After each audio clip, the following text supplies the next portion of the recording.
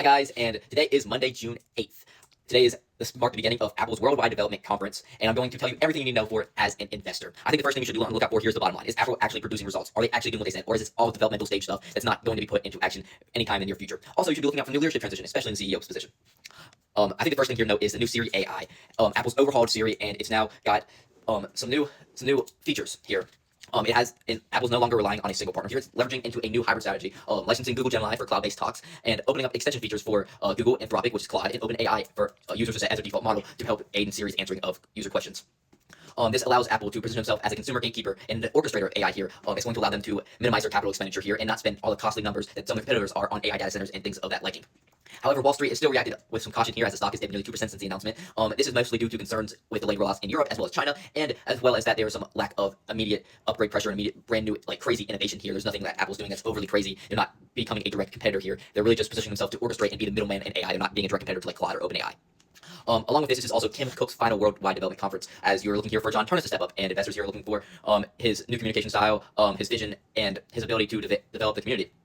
They want some reassurance here to see if he'll be able to maintain Apple's style and excellence and keep them running the same way that Tim Cook was able to, if not at a better rate. So that's definitely, I know people will be hypercritical of him, so definitely something to look out for, especially here, and see how he takes his new larger role at this conference. Also, Apple announced iOS 27, or macOS 27, which revamped the new Liquid Glass. This is going to support hardware as old as the iPhone 11, which does not create immediate upgrade pressure for the device owners. However, some features will be hidden behind it here, as Siri AI features will require the new silicone, and is going to, if you want to use that new Siri AI, you're going to have to upgrade. So Apple here is relying on software utility rather than hardware-focused obsolescence to drive upgrades, which is a little bit of a different approach here than sometimes what they would normally do.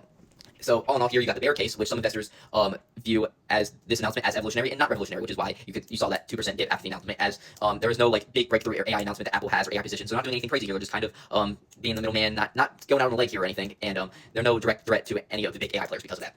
But in the bull case, there's analysts who favor Apple classic execution play, where they don't pioneer tech, which they really don't. They don't usually do it. They refine it for the masses, and they make sure they have one of the better products, the more refined and better done products, the more quality products, and that allows them to appeal to the mass.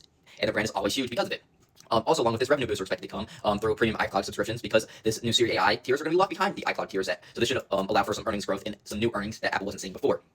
So as an investor, just be on the lookout here for what John Ternus is going to do public, and how he executes, and what the public perception of him is as a new CEO.